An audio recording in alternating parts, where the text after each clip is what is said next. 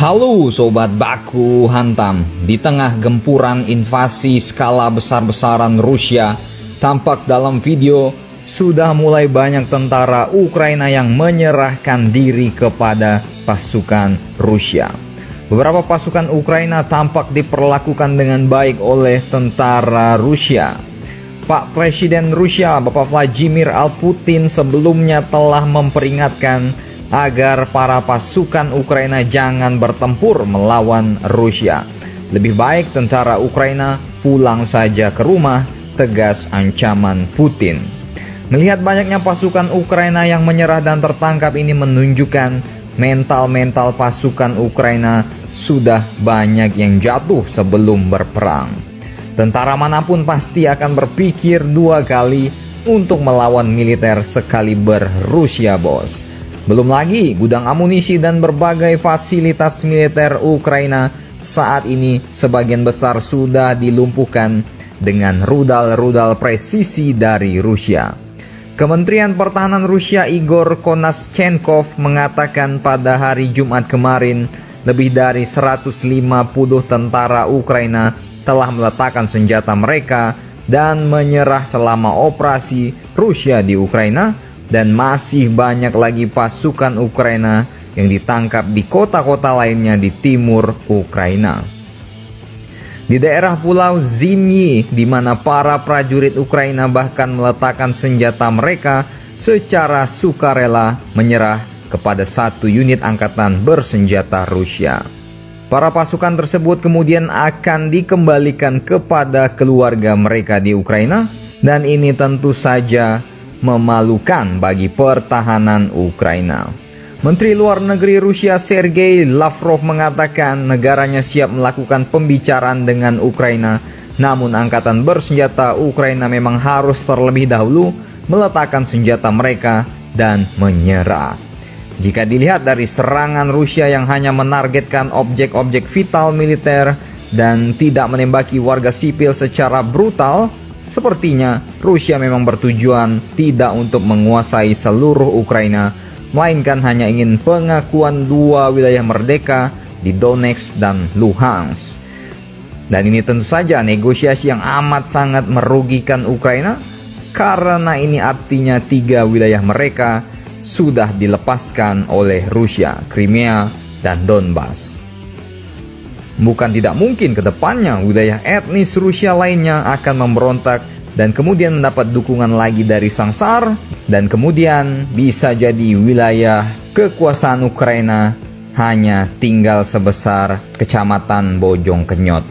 Bagaimana menurut kalian mengenai berita ini? Silahkan baku hantam kalian di bawah.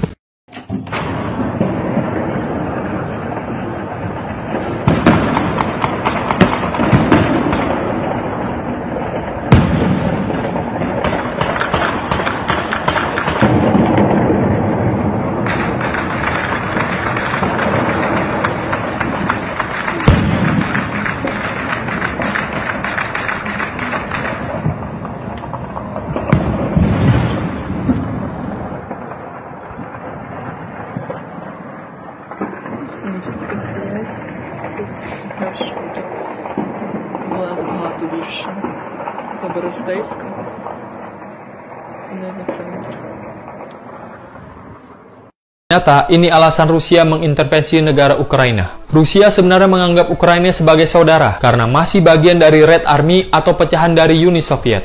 Dan Presiden Ukraina sebelumnya pro kepada Rusia, tapi Presiden Ukraina yang sekarang, Zelensky, lebih pro ke Barat. Maka dari itu, NATO berani mendekati Ukraina dan mencoba merekrut Ukraina masuk ke NATO. Tapi Rusia melarang, karena jika Ukraina bergabung dengan NATO, ada dugaan Ukraina akan menjadi pangkalan militer NATO, yang akan membahayakan keamanan negara Rusia. Dan ada anggapan bahwa sebenarnya Amerika dan NATO lah yang ingin mengintervensi Rusia. Sedangkan, apa yang dilakukan Rusia saat ini adalah sebuah mekanisme pertahanan wilayah. Karena secara geografis, Ukraina adalah negara terakhir yang menjadi batas antara Rusia dan negara-negara NATO. Kalau menurut pendapat kamu gimana?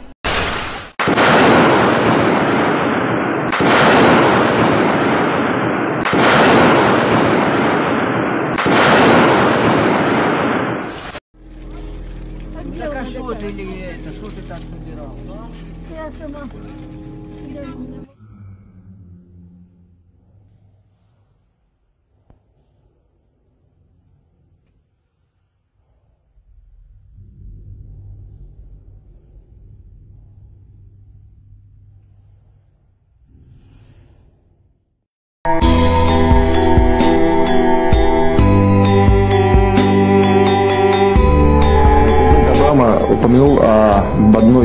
это ИГИЛ. Ну а кто помогал вооружать людей, которые в Сирии боролись с Асадом? It's a disaster, and here's the thing. We've been funding people who are allied with ISIS. ISIS is stronger because we've been funding Islamic rebels in Syria. It's a big mistake. It's a big mistake. In this video clip, you're going to hear John McCain accidentally reveal that the United States wanted to arm ISIS. So, here you go. Already, the meeting in the White House over 2 years ago, everyone in the national security team recommended arming ISIS. Arming ISIS. Arming ISIS. During the 80s, we were allied with Osama bin Laden, and we were contending with the Soviets.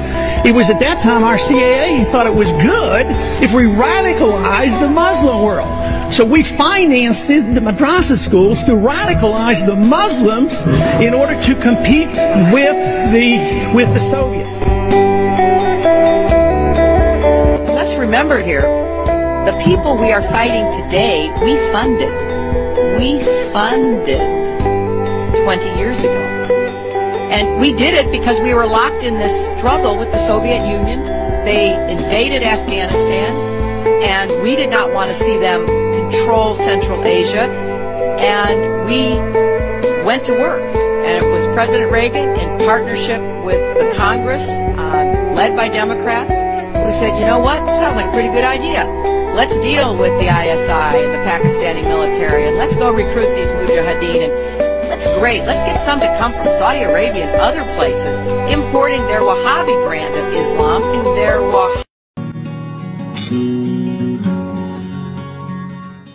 Они это делали, вот наиболее такие жесткие и яркие вещи, без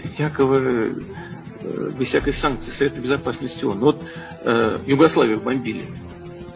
Каким предлогом? Что санкции Совета Безопасности, что ли? Где Югославия, где США? Уничтожили страну. Да, там внутренний конфликт, там свои проблемы. Но кто дал право наносить удар по европейской столице? Никто. Просто так и решили. А сателлиты за ними бежали сзади, подтягивали. Вот и вот и все международное право. А под каким предлогом вошли в Ирак? Разработка оружия массового уничтожения в Ираке. Зашли, страну разрушили, создали очаг международного терроризма, а потом выяснилось, что ошиблись. Потом сказали, нас разведка подвела. Ничего себе. Страну разрушили, разведка подвела. И все. И все объяснили. Оказывается, не было там никакого оружия массового поражения. Никто не готовил. Наоборот, когда-то было все как положено, уничтожили. А в Киеве как дошли? Что, санкции Совета Безопасности? Что хотят, то и делают. Но то, что они сейчас делают на территории Украины, или пытаются делать, и планируют делать, это же не за тысячи километров от нашей национальной границы. Это у порога нашего дома. И они должны понять, что нам просто некуда дальше отступать.